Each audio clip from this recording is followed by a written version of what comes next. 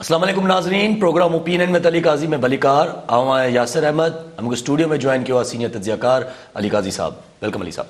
Thank you Yasir. Ali साहब, कल असां पाण ॻाल्हायो उस पे त पीपल्स पार्टी वारा जेके MKM सां मुलाक़ात करण विया आहिनि, पीपल्स पार्टी जो वफ़द वियो आहे MKM सां मुलाक़ात करणु। अॼु वरी PTI जो वफ़द पुॼी वियो MKM सां मुलाक़ात करणु ऐं हुननि PTI जो वफ़द ऐं MKM जो वफ़द ॿिन्ही हिन ॻाल्हि ते त एग्री कयो आहे त सिंध जो सभ खां वॾो मसइलो जेको आहे उहो पीपल्स पार्टी आहे। न अञा पीपल्स पार्टी जे वफ़्त खे उते चांहि पीते MKM जे दफ़्तर में ऐं उन्हनि सां भाकुरूं पाईंदे अञा 24 कलाक बि न गुज़रिया, जंहिंमें कल MKM खे पीपल्स पार्टी सिधी अणसिधी तरह आच भी कई तो हुकूमत में शामिल थियो। मीडिया के सामूँ ताज हैदर चयो तो हम चाहते हैं कि ये हमारे छाती के साथ लग जाएं, पर ज़रियन वटां तो उनके इजलास में तो बाज़ाब्ता दावत ॾिनी वई ऐं जो पोयां थ्योरी इहा हुई त मरकज़ में अगर हिते MKM अची वञे सिंध हुकूमत सां गॾु त मरकज़ में हू PTI जी जेका हिमायत आहे उहा वापसि वठी छॾे ऐं वापसि वठी छॾींदी त इमरान ख़ान हुकूमत ॾही पवंदी, इन हाउस चेंज अची वेंदी। मूं तव्हांखे कल इन ई शो में अर्ज़ु पे कयो त MKM जेको आहे उहो अगरि सही जॻह तां सिग्नल न आया त ताज हैदर छा पीपल्स पार्टी सॼी उन्हनि वटि लंघी हली वञे, MKM न ईंदी। MKM खे जिन्हनि MKM खे बाप पार्टी के क्यू लीग के GDA के वञी ॻंढियो आहे इमरान ख़ान सां, उन्हनि जे चवण खां सवाइ ही पार्टियूं धार न थींदियूं, भले कहिड़ी बि तोड़ जोड़ जा माहिर हलिया वञनि उन वटि। सो ही पीपल्स पार्टी जो सो 24 कलाक न गुज़रिया त पाण ॾिठो त जॾहिं PTI जो वफ़्त वियो अॼु हुननि वटि MKM वटि त ॿियूं ॻाल्हियूं त आदमशुमारी ऐं ॿिया टिया मामला त ठीकु, पर हुननि ख़ुदि MKM वारे सब्ज़वारी छा नालो अथसि फैसल सब्ज़वारी उन इहा ॻाल्हि कई त सिंध जो वॾो मसइलो जेको आहे हीअ नाहिल ऐं करप्ट सिंध सरकार आहे, इहो MKM वारनि उथंदे पाण चयो अञा साफ़ इन सवाल ही न कयो। ऐं फैसल सब्ज़वारी खां जॾहिं पुछियो वियो त आपको हुकूमत में शमूलियत की दावत दी गई थी त फैसल सब्ज़वारी चयो त जो बंद कमरे में हमने उनको जवाब दिया इस बात का, वो तो यहाँ उसका वर्जाइण उनखे मुनासिब न थींदो। माना को संसिधो खुथो जवाब जंहिंखे सिंधी में चइबो आहे न, खुथो जवाब ॾिनो हो पीपल्स पार्टी खे।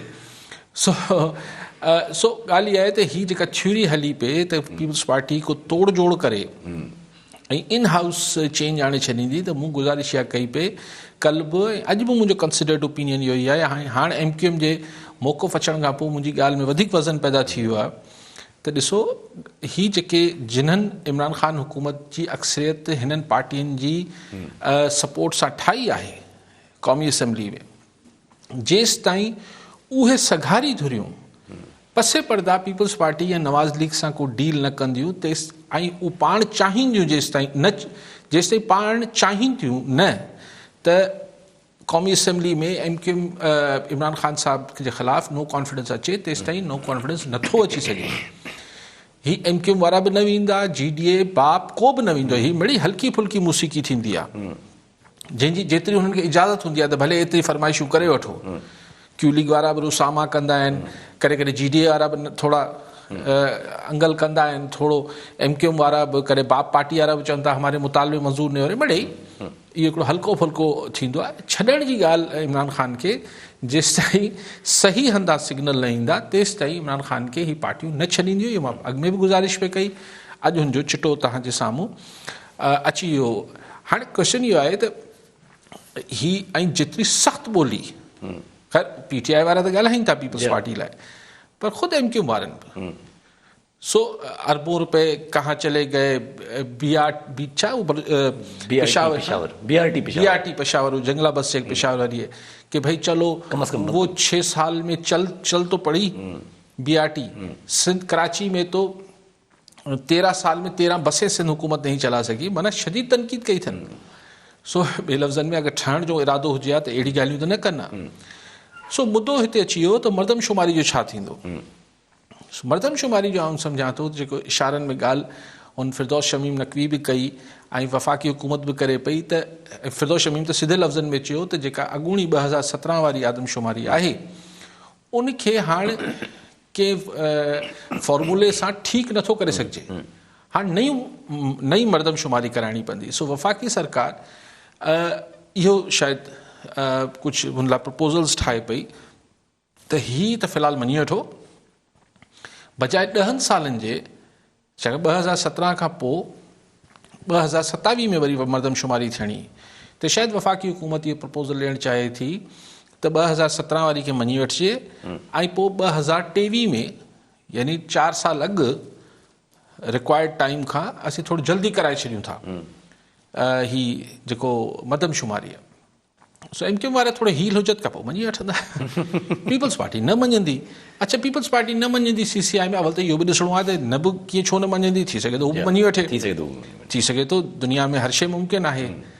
सो हर शइ मुमकिन आहे त थी सघे थो पीपल्स पार्टी मञी वठे CCI में त पोइ इहा आदमशुमारी ते अमल शुरू थी वेंदो। अच्छा, CCI में पीपल्स पार्टी गवर्नमेंट सिंध हुकूमत नथी मञे त कमु कारवां त हले पियो, वधि में छा थींदो, लोकल बॉडीज़ न थींदियूं, लोकल बॉडीज़ न थींदियूं त हुतां को सुप्रीम कोर्ट या किथां को फ़ैसिलो अची। जी हा, अल साहिबु इन में 2 सवाल अचनि था पिया त हिकिड़ो त इहो त MQ में चलो ग़लति आहिनि त ॻाल्हियूं इहो त पीपल्स पार्टी शायदि MQ सां जेको आहे उहो सेनेट इलेक्शन्स में कुझु जोड़ जक करे, अॼु त MQ वारनि या PTI वारनि इहो बि अनाउंस करे छॾियो त असांजूं इहे ॻाल्हियूं थियूं आहिनि त GDA MQM ऐं PTI कोथे कोलाबरेट करे बायपोल्स में बि असां टक्कर ॾियूं पीपल्स पार्टी खे ऐं सेनेट इलेक्शन्स में बि असां मुक़ाबिलो कयूं। ॾिसो न, ही त हिकिड़ी असां वटि जल्दी कॉन्स्पिरेसी थ्योरीज़ ठहंदियूं आहिनि, हिकिड़ी साज़िशी थ्योरीज़ ठहंदियूं आहिनि।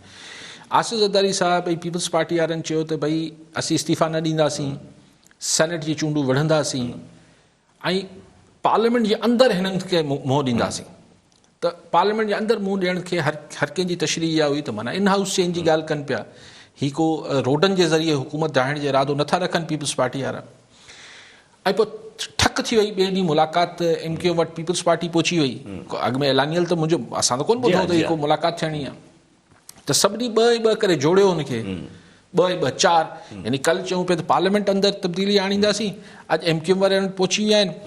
MQ वारनि जा वोट अगरि निकिरी विया इमरान ख़ान जी हिमायत खां त क़ौमी असेंबली में अक्सरियत विञाए वेंदो इमरान ख़ान, वाह वाह थी वेंदी, इन हाउस चेंज अची वेंदी। पर को बि अलाए छो दोस्त एतिरी तकड़ में थ्योरीज़ ठाहे वठनि था। मूं कल्ह बि गुज़ारिश बि कई, MQ वारा ही MQ ख़ासि तरह जेका MQ पाकिस्तान आहे, हिननि जो ही तसवर नथा करे सघनि त ही जेके असांजी धुरियूं आहिनि, जेके बाख़्तियार धुरियूं आहिनि, उन्हनि सां टकराए जो MQ पाकिस्तान तसवर नथी करे सघे। सम्झा करो जानम, सम्झा करो। सो इहो कीअं हली वेंदी तकड़ में PTI खे छॾे, जेसि ताईं हुतां सिग्नल नथो अचे। लेकिन हिन सॼी ॻाल्हि मां हासिल इहो थियो त हाणे PDM खे जेको कुझु करिणो आहे या न करिणो आहे, पर उहो इन हाउस चेंज मूंखे त नज़र नथी अचे। ठीकु आहे साहिबु सेंसस जी ॻाल्हि अॼु जीअं हली पई त सेंसस जी पंहिंजो सरकार असां वटि हमेशह ईअं थींदो आहे 98 खां पोइ वरी सरकार जेके बि सरकार आयूं आहिनि तक़रीबन सेंसस खां थोरो रिलेक्टेड आहिनि पास करण लाइ, छो जो अक्सर सरकार जो सेंसस सां घणो ई फ़र्क़ु पवंदो आहे, सॼा नुमाइंदगी ते फ़र्क़ु पवंदो आहे, हर शइ ते फ़र्क़ु पवंदो आहे।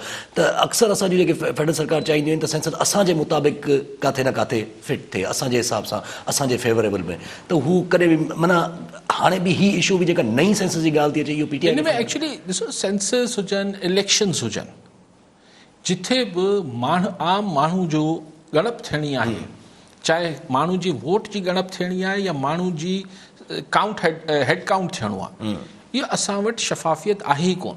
छाकाणि त हर शइ में मुफ़ादात आहिनि। ॾिसो, अगरि सिंध जी आबादी वधे थी त जेको हिकिड़ो फैक्टर हूंदो आहे वसीलनि जी विर्छ जो, वॾो जेको हुन में अंसर हूंदो आहे, आबादी हूंदो आहे। अगरि सिंध जी आबादी बकौल ताज हैदर त 1.40 करोड़ घटि ॾेखारी वई आहे, यानी पोइ इहो असांजी थी वेंदी तक़रीबन 6.5 करोड़ आबादी, त असीं पंजाब जे जो हिसो घटाईंदासीं न। सो हिते अच्छा पोइ भेरे आदमशुमारी बि असांजी मिलिट्री जे निगरानी में थी, सोल्जर्स गॾु हुआ उन्हनि सां। इलेक्शन हाणे ॻाल्हि इहा आहे त जिथे बि माण्हू जी ॻणप थियणी आहे हिन मुल्क में, बदकिस्मती आहे, उते जेको आहे उहो धांधली आहे, उते शफ़ाफ़ियत आहे ई कोन। न इलेक्शन में शफ़ाफ़ियत आहे, न आदमशुमारी में शफ़ाफ़ियत आहे, ऐं उते पोइ फ़ौज आहे। न ॻाल्हि इहा आहे त ॾिसो पोइ आख़िर तव्हां प्लानिंग कीअं कंदो, तव्हां प्लानिंग कीअं कंदो त केतिरे माण्हुनि खे गिरहा खपनि, मानी जा वीट केतिरी खपे, चांवर केतिरा खपनि, बिजली केतिरी खपे, इंफ्रास्ट्रक्चर केतिरो खपे। तव्हां वटि अंग अखर न हूंदा, डेटा सही न हूंदो। मिसाल अगरि सिंध जी हींअर ई 4.5 करोड़ आबादी ॿधियो वेठा आहिनि, 4.5 करोड़ आबादी ॿधियो वेठा आहिनि, त सॼी जेका रिथाबंदी आहे सिंध जे हवाले सां, उहो 4.5 करोड़ माण्हुनि लाइ आहे न, पर ख़बर पए त रिथाबंदी 4.5 लाइ आहे, दरअसल ही जेको आहे उहो 6.25 करोड़ आहे, जी त पोइ इहा प्लानिंग त फेल थींदी। जी जी ठीकु आहे अली साहब। कॉलर न सां गॾु वहीद सांगी लाड़काना मां। जी सांगी साहब छा चवणु चाहींदा? अस्सलामुअलैकुम साईं। वालेकुम सलाम। सर इहो कल्ह राति जेको ओबाड़े में इहो पुलिस जो हमिलो थियो, काफ़िलो वञे पियो, कराचीअ खां काफ़िलो हलियो आहे वञी ओबाड़े पहुतो आहे पंजाब ऐं सिंध जे दंग ते। इहो सर हिन जे लाइ थोरो साईं खां पुछणो हो त इहो छो थियो सर, छो छाजे करे भला? ऐं ॿियो हे तव्हांजो वफ़ाक़ी हुकूमत जेको मुफ़्ती साहिब खे कढी ऐं ॿिए मुफ़्ती खे रखियो आहे, पहिरीं त इहो साईं फ़वाद चए पियो त हिनजी ज़रूरत ई न आहे, त पोइ ॿियो छो रखियो? बसि पोइ हिनखे ख़तमु करे छॾींदा। त साईं जे बारे में थोरो हिन खां पुछणो हो त इहो छो खे ख़तमु करे छॾे? ठीकु आहे, ठीकु आहे। मुफ़्ती साईं चवनि पिया त रोहित हिलाल कमेटी मां मुफ्ती मुनीबुर रहमान खे फवाद चौधरी साहब फारिग करण में कामयाब थी वियो, लेकिन साईं सांगी साहब जो सवाल वैलिड आहे त अॻु में त फवाद चौधरी चवंदो त हिननि जी ज़रूरत ई न आहे, हीअ त साइंटिफिक मामिलो आहे। वाकई में चंड ॾिसण लाइ को बुज़ुर्गान जीन छो खपनि जो वञी चंड ॾिसी अचनि? नए चेयरमैन जेके आहिनि रोहित हिलाल कमेटी उन्हनि अनाउंस करे छॾियो त असां साइंस ऐं टेक्नोलॉजी जे हिसाब सां हाणे चंड ॾिसंदासीं। फवाद चौधरी सां गॾु ज़ाहिर आहे यार, हाणे मुफ़्ती मुनीब जेको आहे उहो फवाद चौधरी खे क्वेश्चन कयो वेठो, पैडल वज़ीर आहे, लेकिन ॻाल्हि इहा आहे त हिन लाइ असांखे बुज़ुर्गान दीन छो खपनि त चंड ॾिसी अचिणो आहे? ये तो अच्छा उहो शायदि इन लाइ त हू जेको आहे उहो अमीन हुजे, ठीकु आहे सो इन करे हटायोसीं, फवाद चौधरी खे न पियो वणे। ठीकु आहे सर। अलजब कल्ह पीपल्स पार्टी जो जेको डिसीजन आयो उन डिसीजन त काफ़ी ॻाल्हियूं थियूं त जेका मरियम नवाज़ साहिबा ऐं जेका मौलाना साहब जी मीटिंग थियणी आहे उन मीटिंग में कुझु साम्हूं ईंदो, का अहिड़ी शइ साम्हूं ईंदी, हुननि जी त प्रेस कॉन्फ्रेंस, हालांकि मीटिंग तमामु तवील हली हुननि जी, पर प्रेस कॉन्फ्रेंस में कुझु अहिड़ो कुझु साम्हूं न आयो। हुननि जो चवणु त असां पीपल्स पार्टी जे डिसीजन खे त मञूं था, हुननि जी आजियां कयूं था, त हुननि जेके डिसीजन इहो न चयूं त आजियां कयूं था, चवनि त तमामु बिलावल भुट्टो ज़रदारी जी प्रेस कॉन्फ्रेंस में मुस्बत ॻाल्हियूं छा चवनि?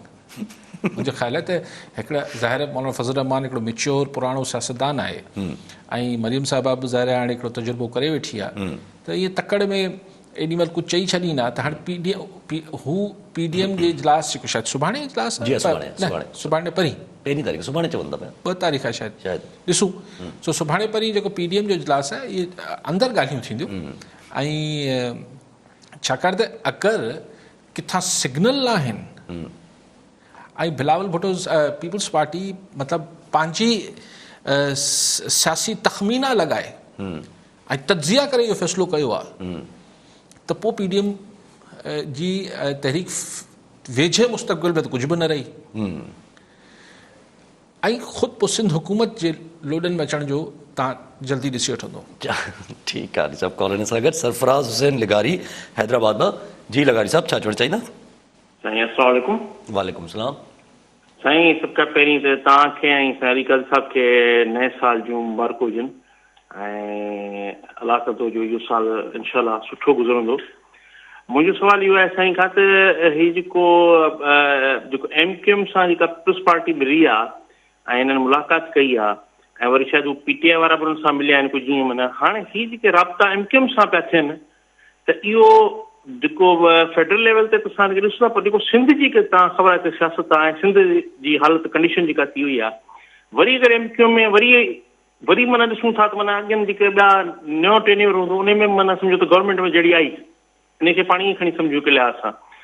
ऐं उन खां पोइ ॿियो मुंहिंजो सुवाल साईं खां इहो आहे त ख्वाजा आसिफ़ साहब जेको अरेस्ट थी विया आहिनि ऐं हाणे माना कोर्ट में अपेयर थिया आहिनि, त उन्हनि मरियम साहिबा खे इहो चयो गिरफ़्तारी खां अॻु में त मूंखे कंहिं हिकिड़ी शख़्सियत घुराए या मूंखे कॉन्टेक्ट करियो, चयो त तूं नूनली खे छॾ। त कल्ह इहो सुवाल वरी मरियम साहिबा खां थियो त तव्हां इहो ॿुधायो त मरियम साहिबा चयो न हू पाण अची ॿुधाईंदा, त इहो छा अहिड़ी वॾी का शख़्सियत आहे जंहिंजो नालो खणण खां सभु की वञनि पिया या कुझु ॿी ॻाल्हि आहे? महिरबानी सर। ठीकु आहे साहब। MQM त कोन बि वञे पीपल्स पार्टी सां, फ़िलहाल त MQM त चिटो करे छॾियो त हू त सिंध जी में मुसीबत जो ज़िम्मेवारी सिंध सरकार PP सरकार खे करार ॾियनि था, त हाणे मुसीबत सां वञी कोन ॻंढबा। सो ऐं 24 कलाक बि न गुज़रिया, कुझु थोरो ख़्यालु कंदा। हेॾा सारा अच्छे मथे सां ताजदर साहब ऐं ॿिया विया MQM वारनि वटि, सईद गनी साहब ऐं सभु, हा त थोरो त ख़्यालु कबो आहे यार, महिमान खे वही 24 कलाक कोन थिया आहिनि ऐं चवनि था मुसीबत आहे, हीअ आहे, हू आहे, करप्ट आहिनि, नाहिल आहिनि। पर को थोरो त यार ख़्यालु कबो आहे, अञा 24 कलाक बि कोन थिया। बहरहाल सो हू त कोन थी वञे लगारी साहिब, सो उन ते छा तबसरो कजे। पीपल्स पार्टी वठण लाइ तयारु आहे पर MQM न थी वञे। ठीकु। ख्वाजा आसिफ साहिब खे कहिड़ी शख़्सियत, उहो हाणे चवनि था साईं धणी पाण ॿुधाईंदो। हाणे ज़ाहिर शख़्सियत उनखे को जेको आहे उहो मॉडल टाउन जे SHO सॾाए कोन या SP सॾाए कोन ख्वाजा आसिफ खे चयो हूंदो, की चयो त कंहिं सगारी शख़्सियत हूंदो, अगरि चयो हूंदो मुबैना तौर ते, ऐं चयूं त तोखे मतिलबु मोहलत आहे त छॾे ॾे। ॾिसो न, मां कल्ह तव्हांखे लतीफ़ो ॿुधायो, हाणे ई ख्वाजा आसिफ बि शहबाज शरीफ़ वांगुरु मुफ़ाहमत जो हामी आहे। त हाणे जिन्हनि खे एतबार आहे मुफ़ाहमत में, उन्हनि ते ई दॿायो पियो वञे। उन्हनि खे जेके इनकारी आहिनि, जेके मञनि ई कोन था मुफ़ाहमत खे, मज़ाहमत में यकीन रखनि था, उन कुझु नथा चवनि यार। कॉलर आहिनि असां सां गॾु, प्रोफेसर अशफाक मेमण सखर मां। जी प्रोफेसर साहिब, छा चवणु चाहींदा? साईं अस्सलाम वालेकुम। वालेकुम सलाम। सभ खां पहिरियां त मां तव्हांखे हैप्पी न्यू ईयर चवंदुमि सर, साईं खे बि तव्हांखे बि। ऐं सवाल इहो आहे सर, आहे थोरो सवाल माना लाइटर मूड में, त पंजाब में पहिरियां ई ॾिसो जेका अपोज़िशन आहे उहा उस्मान बुज़दार जी माना गुड गवर्नेंस ते तनक़ीद करे थी, त उहो माना हिन हेॾे वॾे सूबे खे हलाइण जे लाइक़ु न आहे। पर हाणे तव्हां सभिनी DCN खे लेटर लिखियो वियो आहे अॻिले में, त तव्हां पंहिंजे इलाइक़नि में जेको आहे कवालियूं मुनक़द करायो। हाणे कवालियुनि सां को गुड गवर्नेंस थींदी? साईं जी में रोशनी वठूं था। ठीकु आहे। साईं तव्हांखे नओं साल, सभिनी ॾिसंदड़नि खे नओं साल सभिनी खे मुबारक हुजे। अला बहितरियूं अचनि सभिनी लाइ, सॼे असां लाइ, दुनिया लाइ, सॼी इंसानियत लाइ। कवाली जो जेको बुज़दार साहिब, ॾिसो साईं प्रोफेसर साहिब जेको professor Sahib Ashfaq Sahib, again on lighter note, जीअं साईं ॻाल्हि कई, ॻाल्हि इहा आहे त आउट ऑफ बॉक्स बि त को आइडियाज़ हुजनि था न, त जेके क्रिएटिव क़िस्म जा माण्हू हुजनि था, तख़लीक़ी ज़हन रखंदड़ माण्हुनि वटि हिकिड़ा आउट ऑफ बॉक्स आइडियाज़ ईंदा आहिनि। इहे असां त अहिड़ा तव्हांजा आम रवाजी माण्हू हूंदा आहिनि जेके बसि साॻी शइ करणी आहे, यार तालीम ठीकु करे छॾियो, यार अमन मां इच्छा कवाली। लेकिन अगरि ऑन द सीरियस नोट, अच्छा अञा न सीरियस त पोइ था अचूं, ॻाल्हि इहा आहे त पोइ किथे को रूहानी शख़्सियत, हुकूमत में वेठल के रूहानी शख़्सियत शायदि चयो हुजे त मतिलबु बरकत रहंदी, कवालियूं थियणु खपनि। पर ऑन द सीरियस नोट, ज़ाहिर कवाली जेको आहे हू हिकिड़ो लिबरल रिलीजियस हू एक्ट आहे, जंहिंखे असांजा कई रिलीजियस जेके हिकिड़ा सख़्तु हू रखंदड़ आहिनि उहो एग्री नथा कनि। सो ही थोरो सूफ़ीज़म ॾे, मिस्टिक हुन ॾे अप्रोच ॾे, थोरो लिबरल हुन ॾे वञे थो। Turkey is again a wrong example. ही हिकिड़ो बहरहाल असां वटि कवालियूं ऐं ही सभु शयूं आहिनि, ही हिकिड़ो डिफरेंट स्कूल ऑफ थॉट आहे न। सो हाणे मज़हबी बारीकियुनि में नथा वञूं, पर प्रोफेसर साहिब ही हिकिड़ो आउट ऑफ बॉक्स तख़लीक़ी आइडिया आहे। ठीकु आहे साहिब। कॉलर सां गॾु मंसूर अब्बासी शदाद कोट मां।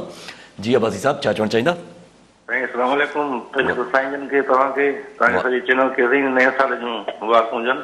वालेकुम अलाह करे ईंदड़ साल सभिनी जे लाइ ख़ुशियूं खणी अचे। ऐं ताज़ी सूरत हाल ते इहो साईं जन खां तवजो वठिणो हुयो त MQM असांजो कल्ह पीपल्स पार्टी वारा वञी मिलिया, अॼु त ॾाढी मोट उन्हनि खे चिटी मिली वई ऐं आर्टिकल 147 बि यादि ॾियारे छॾियो MQM वारनि पीपल्स पार्टी खे, ऐं करप्शन वग़ैरह। ज़रदारी साहिब ने चङनि टाइमिंग जे हिसाब सां कार्ड खेॾंदो आहे, कल्ह को कार्ड साईं जन कीअं ॾिसंदा त इहो कार्ड माना सही टाइम ते न वियो या सही सिग्नल जे करे माना कमु न ॾेखारे सघियो सर, इहो वारो आहे साईं जन खे। ठीकु आहे, ठीकु आहे भाई साहिब। साईं मूंखे इहा ख़बर न आहे भाई साहिब त ज़रदारी साहिब के कंहिं सिग्नल ते या कंहिं ॻाल्हि ते ऐं सही टाइम ते कार्ड खेॾियो न खेॾियो।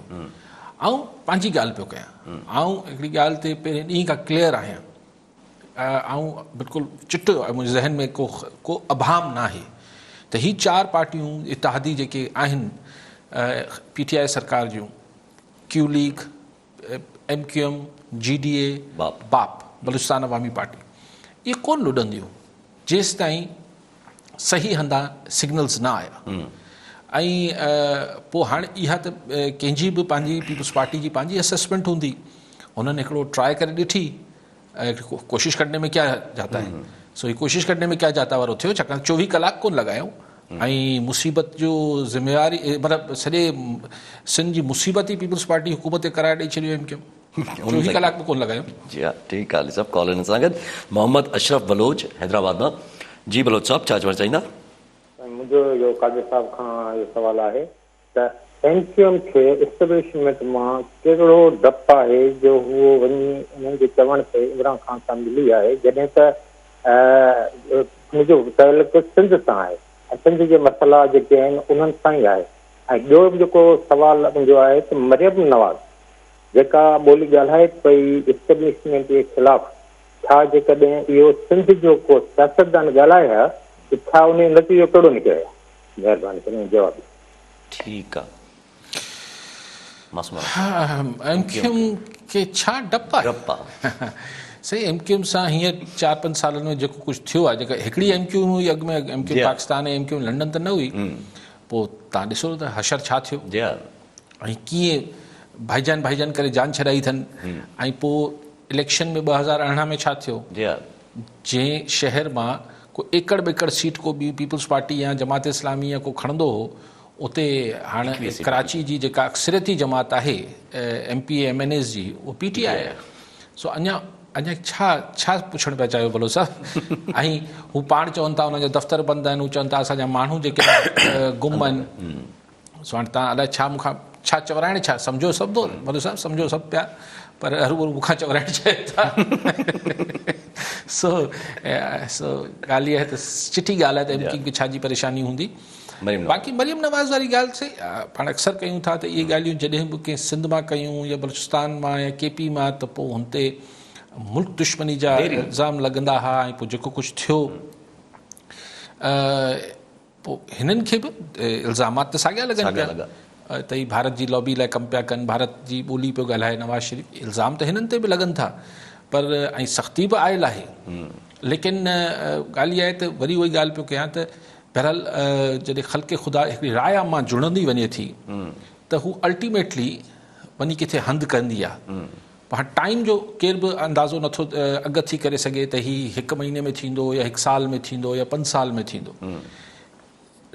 ओपिनियन जेको आहे, इवन जेके तव्हां ॾिसो त जॾहिं हिकिड़ी ख़ल्क़े ख़ुदा जो हिकिड़ो जेन्युइन ॻाल्हि ते हिकिड़ी शइ ठहणु शुरू थींदी आहे, पोइ जेन्युइन आहे या न आहे, लेकिन ॻाल्हि इहा आहे त अगरि अक्सरियती राय जी हिकिड़ो राय मां जुड़णु शुरू थींदो आहे त पोइ उहो ॾुखियो कंदो आहे। ऐं ख़ासि तरह अॼु जे ज़माने में जॾहिं तव्हां वटि कंट्रोल्ड मीडिया न रहियो आहे, ठीकु आहे, TV ऐं अख़बारनि ताईं त कंट्रोल हली सघे थो, सोशल मीडिया खे छा कंदो? ऐं सीना गज़ट, कंहिं ज़माने में TV अख़बारनि में बि एतिरी आज़ादी न हुई त माण्हू सीना ॻाल्हाईंदा, माना सिर्फ़ु माण्हू चौकनि ते मतिलबु ईअं वेही ओताकनि ते हितां ॻाल्हियूं शुरू थींदियूं। सो हींअर आउं सम्झां थो त ही तकलीफ़ूं त हिननि खे बि ईंदियूं, लेकिन अगरि GT रोड हिननि सां गॾु बीठो रहियो नवाज़ लीग वारनि लाइ सां गॾु, जीअं हींअर बीठल आहे, जेके हींअर पल्स हुननि जी अचे थी, जेको हिकिड़ी फीलिंग अचे थी ऐं जेको पाण खे फीडबैक मिले थो, त पोइ इन खे ॿुधणो त पवंदो। फ़िलहालु ज़ोर आज़माई थिए पई ऐं पोइ हुनखे ॾिसूं, जो ख़्वाजा आसिफ़ गिरफ़्तार थियो, ही थियो, ॿियूं सख़्तियूं बि ईंदियूं नवाज़ लीग ते, पर अगरि बीठा रहिया त इन्हनि खे गुम करणु ॾुखियो आहे। ठीकु आहे अली साहब, पर जेको PTM में हिकिड़े क़िस्म जी जेके माना ॻाल्हियूं या चइजे हिकिड़ी तशवीश चइजे, हिकिड़ो डाउट चइजे त PDM जे हिकिड़े पंहिंजो हुननि जो एकते में कोई हुननि जो एके में कोई ॾार अची वियो आहे, कोई अहिड़ी का शइ थी आहे, उन ते अॼु शिबली फराज़ जो बि चवणो त हुकूमत गिराइण लाइ जेके हुकूमत गिराने के लिए चई इताद बना था, वो ख़ुदि अपनी मुफ़ादात के भेंट चढ़ गया। त इहा ॻाल्हि त पहिरियां खां ई अचे पई त हेॾियूं सारियूं पार्टियूं आहिनि त ज़ाहिर किथे न किथे मुफ़ादात हिननि जा अलॻि हूंदा, त उहे भेंट सही ॾिसो न, हिन मां को लिकल मुफ़ाद त अगरि के आहिनि त ॿी ॻाल्हि आहे। चिटा मुफ़ाद त सिंपल हो न, त भई हिन जहिड़े में सभिनी खां वधीक विञाइण लाइ पीपल्स पार्टी वटि आहे, यानी सिंध हुकूमत। बट हुन सां हिकिड़ो फ़ाइदो थिए पियो त पीपल्स पार्टी जेको सिंध ताईं महदूद थी वई हुई, हुनखे एक्सपोजर मिले पियो, पंजाब में ॿियनि हंधनि ते हिकिड़ो एक्सपेंड करे पई वापसि। शयुनि जा फ़ाइदा ऐं नुक़सान ॿई हुजनि था न, पर जीअं मूं हिकिड़ो दफ़ो तव्हांखे चोथों ॾींहुं बि गुज़ारिश कई पई त इहो त वरी जंहिंजो फ़ाइदो या नुक़सानु आहे उन ते छॾिबो आहे त हू कहिड़ी शइ खे पंहिंजो फ़ाइदो सम्झे थो ऐं कहिड़ी शइ खे पंहिंजो नुक़सानु सम्झे थो। चइबो आहे त कॾहिं हासिलात उनखे ई थींदी आहे जंहिं वटि विञाइण जो हौसलो हुजे। उहो ई माण्हू जेको छॾे नथो सघे उहो झले बि नथो सघे।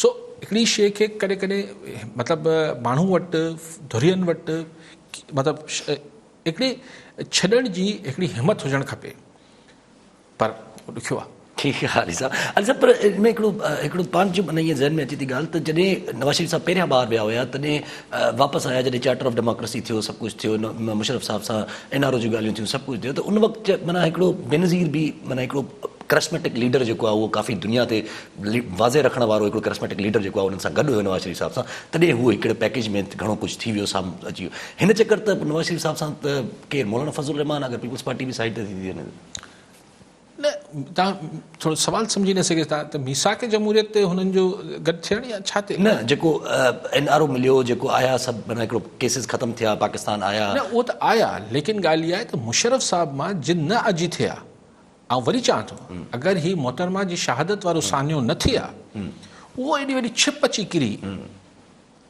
जो मुशर्रफ उनखां आई पोइ मुशर्रफ उन महिल वर्दी में न हो, हिकिड़ो सिविलियन सदर थियो वेठो जेको हाणे ख़ुदि अमूमन वर्दी लहाइण खां पोइ ही ख़ुदि बि त हिकिड़ो ॿार बणिजी वञनि था न, पोइ हिननि खे बि पंहिंजे अंदरां ई आवाज़ु अचे थो त हाणे ठीकु आहे, काफ़ी थियो, थोरो थक वञी वेठो, आराम कयो, पर शौक़ु आहे कुर्सी ते माण्हू वेठल माण्हू कुर्सी छॾींदो त कोन्हे, पावर हिकिड़ो त बेसिकली मोहतरमा जी शहादत जेको हुई हू एॾो वॾो ब्लो हो, एॾो वॾो धचको हो, जेका पोइ मुशर्रफ जो टिकणु मुमकिन ई कोन हो। हुन ख़्वाहिशुनि जी हुई, जीअं उन्हनि बि तव्हांखे ॿुधायो त ईस्ट पाकिस्तान टुटी वियो, पोइ यहिया ख़ान जी ख़्वाहिश हुई त ज़ुल्फ़िकार अली भुट्टो हुनखे सदर तौरु क़बूले वठे, हाणे ख़्वाहिशनि ते त माण्हू छा करे। ठीकु आहे अली साहब, पर अच्छा ठीकु आहे अॻिते वधूं था पिया अली साहब, पर पोइ पंहिंजो राना सनाउल्लाह जी थोरी देरि पहिरियों प्रेस कॉन्फ्रेंस हुई, राना सनाउल्लाह जो इहो चवणु त असां हिननि सां ॻाल्हाइण वञूं था पिया त माना के बि अगरि झूठे मुक़दमे ते त भई हीअ झूठा मुक़दमा ख़तमु कयो, त हीअ असांखे चवनि था त तव्हां NRO वठो था पिया, NRO असां नथा वठूं पिया, ऐं ॿी ॻाल्हि हुनजो चवणु त इस्तीफ़ा जे हिसाब सां त इस्तीफ़ा असां पार्टी वटि जमा करे छॾिया आहिनि। शिवली फराज़ तनक़ीद कई त 31 डिसंबर गुज़री चुकी आहे, तव्हां इस्तीफ़ा नथा ॾियो, इस्तीफ़ा असां पार्टी वटि जमा करे छॾिया आहिनि, PDM में फ़ैसिलो थींदो, इहो इस्तीफ़ा नारो PDM में छा फ़ैसिलो थींदो? हा, इहो बि ॿिली थेले मां निकिरी ईंदी, PDM मां बि छा फ़ैसिलो थियणो आहे। सो अगरि पीपल्स पार्टी खे गॾु खणी हलणो आहे PDM खे, त पोइ सेनेट जी चूंडूं त हू ऐलान करे चुका आहिनि त हू सेनेट जी चूंडूं विढ़ंदा। सेनेट जी चूंडूं विढ़ण लाइ तव्हांखे असेंबली में वोट खपनि, अगरि तव्हां असेंबली जे मेंबरनि खां इस्तीफ़ा ॾियारे छॾींदव त सेनेट में चूंड कीअं विढ़ंदो? ठीकु आहे सर, ख़ालिद हुसैन बेलार खैरपुर मीरस मां। जी बेलार साहब, छा चवणु चाहींदा? सर, असांजी नंढड़ी गुज़ारिश आहे, जेको ओबाड़े में राति वाक़ियो थियो, असांजो कॉम्प्रेस सियासत सां तालुक़ु न आहे, ठीकु आहे सर, बाक़ी न्याणियुनि जे हिसाब सां इंतिहाई अफ़सोस थियो, ऐं ॿियो अफ़सोस इहो आहे त उर्दू मीडिया ते त मयार ई न आहे, बाक़ी सिंधी मीडिया कवरेज न ॾिनी। असांजे डिस्ट्रिक्ट बार खैरपुर मीरस बि वर्क सस्पेंड कयो। ठीकु आहे बेलार साहब, मूं त सिंधी मीडिया ते ई ॾिठियूं आहिनि ख़बरूं। सो बहरहाल ज़्यादती थिए थी, माण्हुनि खे प्रोटेस्ट जो हक़ु हुजणु खपे, बल्कि कोशिशि करणु खपे त प्रोटेस्ट जो कारण ख़तमु कजे, प्रोटेस्ट ख़तमु करणु बदिरां प्रोटेस्ट जो कारण ख़तमु थियणु खपे। ठीकु आहे अली साहब, पाण जेको ॻाल्हायूं पिया त उन ते त ख़्वाजा आसिफ़ ऐं शहबाज़ शरीफ़ जेके उहे मुफ़ाहमती सियासतदान आहिनि, माना हिकिड़ो चाहिनि था त डायलॉग्स जे पहिरां बि ॻाल्हि कई, ख़्वाजा आसिफ़ पाण बि ॻाल्हि कई, नेशनल डायलॉग जी पहिरीं बार जीअं ॻाल्हि कई ख़्वाजा आसिफ़ बि कई, त इहो तासुर आहे त ॿई जेके मुफ़ाहमती जेल में, त जेल में राब्ता बि त जल्दी बहाल थी सघनि था न? न, इहा ॻाल्हि ग़लति आहे, इहा ॻाल्हि ग़लति आहे त जेल छो ॿाहिरि छो नथो थी सघे, इहा कहिड़ी ॻाल्हि आहे? ॿाहिरि थोरो मुश्किल आहे जेल? न, जॾहिं तव्हां कंहिंसां मिलणु चाहे थो, हू तव्हां सां मिलणु चाहे थो, त ॿाहिरि त अञा सवलो आहे। ॿाहिरि त जेल में त रुॻो हू तव्हां सां जॾहिं मिलणु चाहे त मिले, तव्हां नथा मिली सघो, तव्हां त अंदरि वेठा आहियो। इहा ॻाल्हि ग़लति आहे, लेकिन ॻाल्हि असल में उहा ई आहे त हू चाहिनि पिया त तव्हां मुफ़ाहमत जा हामी आहियो, त हू नथा मञनि तव्हांजी ॻाल्हि नवाज़ शरीफ़ वारा, त तव्हां बसि नवाज़ लीग खे छॾियो न, छॾियो, पोइ हीअ असांखे घंतरियूं छो था करायो त डायलॉग कयो, फलाण कयो, बसि असीं जेको इहा डायलॉग इहा तव्हां छॾे ॾियो। ख़्वाजा आसिफ़ जो मौक़िफ़ इहो ई आहे त असांखे 3 साल थी विया आहिनि, हेॾा साल थी विया आहिनि, उहे केरु हाणे ॾुखियो आहे न हिननि वटि, एतिरा पुराणा माण्हू आहिनि, ऐं आईंदा बि सियासत करणी आहे, आईंदा बि ख़्वाजा आसिफ़ जो को पुटु हूंदो, को धीउ हूंदी, को जंहिंखे इलेक्शन ज़ाहिर तक में हाणे हलणो आहे न, त मुर्सी सियासत असां वटि थिए थी, कीअं छॾे ॾींदो हिन उमिरि में अची, ऐं अञा पार्टी ख़तमु थी चुकी हुजे आहे। जीअं एतिज़ाज़ अहसन साहिब खे परवाह कोन्हे त हुनखे भले पीपुल्स पार्टी कढी छॾे, जॾहिं लाहौर में हाणे पीपुल्स पार्टी आहे कोन। ख्वाजा आसिफ़ ऐं शहबाज शरीफ़ इहे छॾे छा कंदा? जी हाँ, ठीकु आहे अली साहब। कॉलर नज़र गॾु मौला बख्श सुमरो हैदराबाद मां। जी सुमरो साहब, छा चवणु चाहींदा? वालेकुम सलाम। साईं काइद साहब, मां तव्हांखे इहो चवां थो त तव्हां पंहिंजे चैनल जे थ्रू PDM वारनि खे चओ त 2.5 साल ख़ैर जा गुज़री विया आहिनि, बकाया रहिया आहिनि 2.5 साल, चुप करे वेही रहो, न हे कंहिंखे ॿधी सघे थो इमरान ख़ान साहब, न कुझु करे सघे थो, रुॻो इहो थो चए NRO NRO NRO, न अवाम खे थो NRO ॾेई सघे।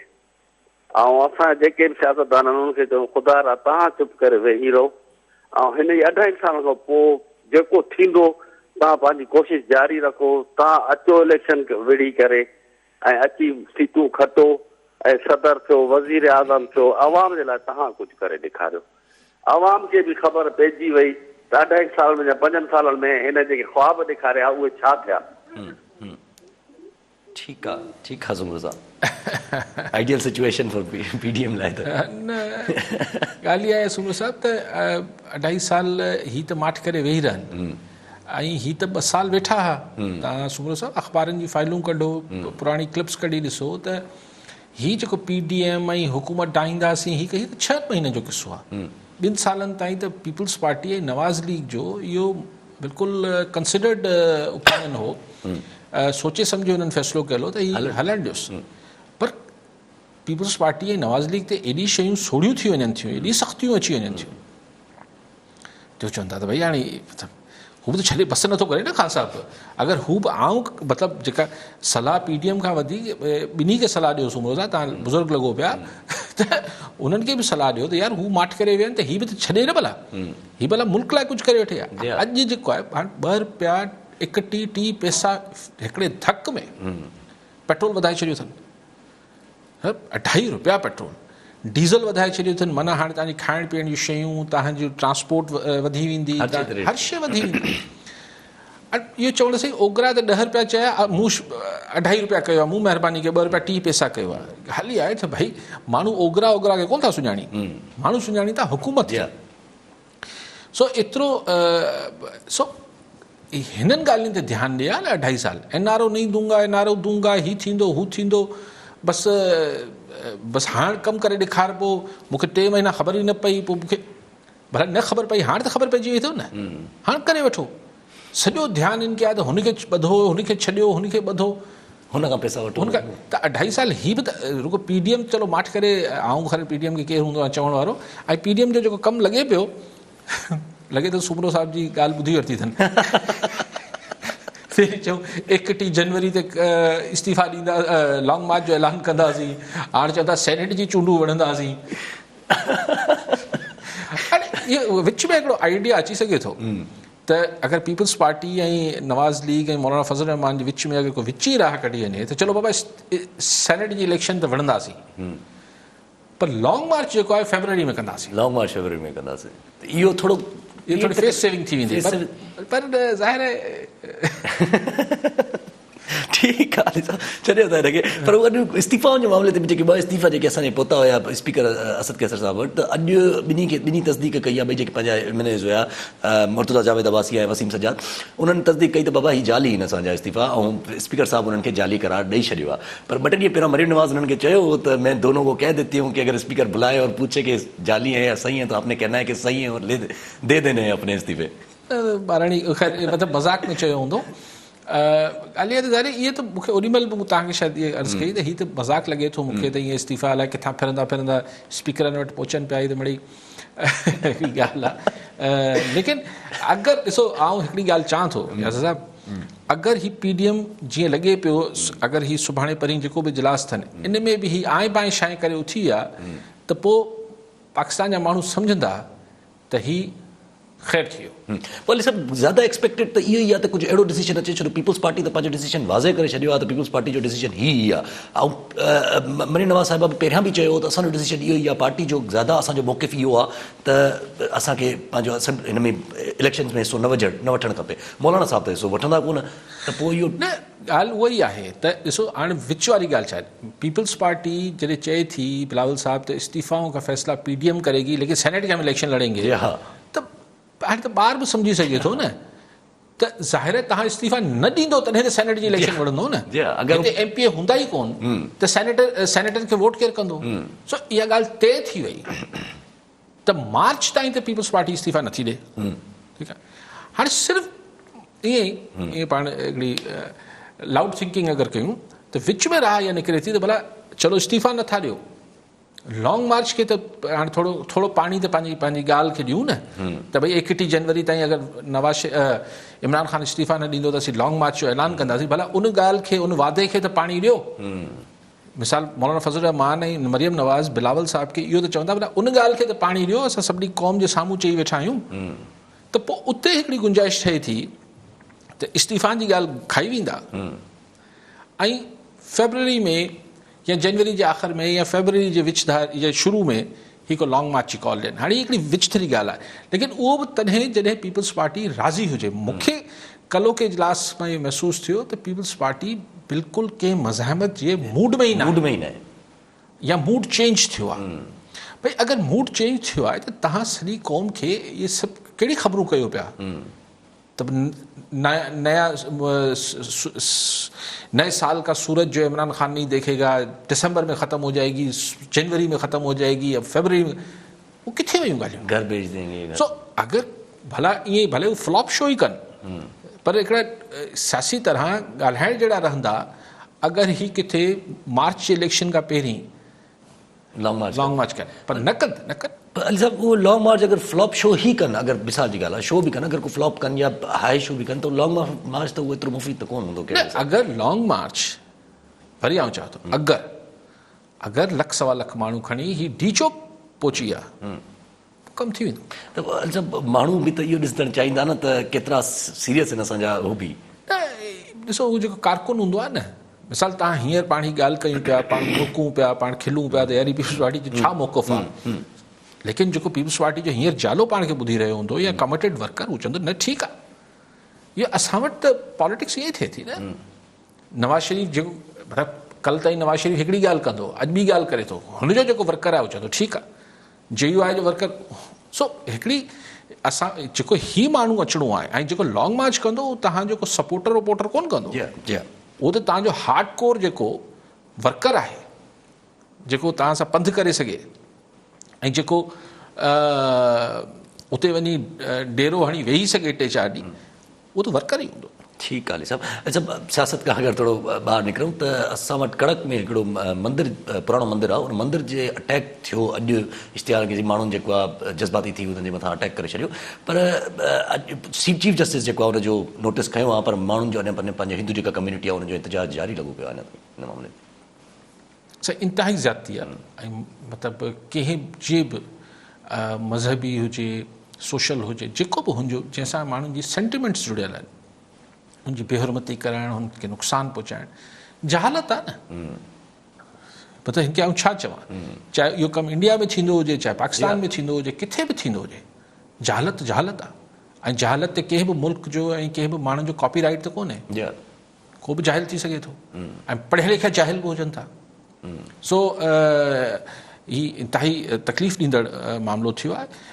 ॻाल्हि इहा न आहे त सिर्फ़ु हिंदू मज़हब सां माण्हुनि जो, ॻाल्हि इहा त एज़ ए मतिलबु एज़ हिकिड़ो सिविलाइज़्ड माण्हू चए थो त हर कंहिंखे हुनजी, ऐं इहो असांजे मज़हब में बि टॉलरेंस ॿुधायल आहे, असांजे मज़हब में बि त हिकिड़ो टॉलरेंस जो आहे त भई तव्हां ॿियनि खे करणु ॾियो जेको हू जंहिंखे सही सम्झनि था, तव्हां पंहिंजी ॻाल्हि उन ताईं पहुचायो, अगरि तव्हां सां इतफ़ाक़ कनि था या नथा कनि, लेकिन इहा हथोड़ा खणी कंहिंजी तव्हां इबादत गाह ठाहियो त ही जहालत आहे। ठीकु आहे अली साहब आख़िरी अगरि कमेंट वठंदो तव्हां खां त ट्रम्प जेको आहे उहो नथो मुड़े अञा बि त इलेक्शन खे एक्सेप्ट करण खां। हुन पंहिंजे जेके रिपब्लिकन्स हुन जा कांग्रेस जा मेंबर आहिनि ऐं सेनेटर्स आहिनि उन्हनि खे चयो आहे त बाबा रिजेक्ट कयो कांग्रेस में पंहिंजो इलेक्शन रिज़ल्ट्स खे। जेको माना जेको प्रेसिडेंट ऑफ यूनाइटेड स्टेट्स जी पंहिंजी मौजूदगी में हुनजो एडवाइज़र हुनखे चए त अमेरिका में मार्शल लॉ आणे छॾियो, जेको इन ॻाल्हि खे ॿुधण ऐं उन ते गौर करण लाइ तयारु हुजे, हुन माण्हुनि जो ज़हनी तवाज़ुन। लेकिन तव्हां दिलचस्प ॻाल्हि ॾिसो, अमेरिका में हींअर 12 सालनि खां पोइ हींअर जेको 12 सालनि ताईं बारक ओबामा जेको आहे उहो पॉपुलर प्रेसिडेंट हो। 12 सालनि खां बारक ओबामा पावर में न आहे। हींअर हुनजी जाइ ते हींअर जेके पोल्स थिया आहिनि अमेरिका में, हाणे ट्रम्प जेको आहे इलेक्शन हाराए वियो आहे, लेकिन हुनजो पॉपुलैरिटी ग्राफ मथे चढ़ी वियो आहे। सो हू जेके इंतिहा पसंद गोरो आहे उहो अञा बि हू जेका ॻाल्हि असां वटि से नथी थिए त कारकुन लीडर सां जुड़ियल हूंदो आहे, इहे अमेरिका में थींदो आहे। त हू हिकिड़ी जहालत जी ॻाल्हि करे पियो डोनाल्ड ट्रम्प, ऐं हुनजो जेको हार्डकोर सपोर्टर ऐं वर्कर आहे उहो चए थो असांजो लीडर सही आहे। ठीकु आहे अली साहब, वरी महिरबानी अली साहब। नाज़रीन, अॼु जे प्रोग्राम जो वक़्तु पूरो थियो, वरी मिलंदासीं ईंदड़ प्रोग्राम में। दुआनि में यादि।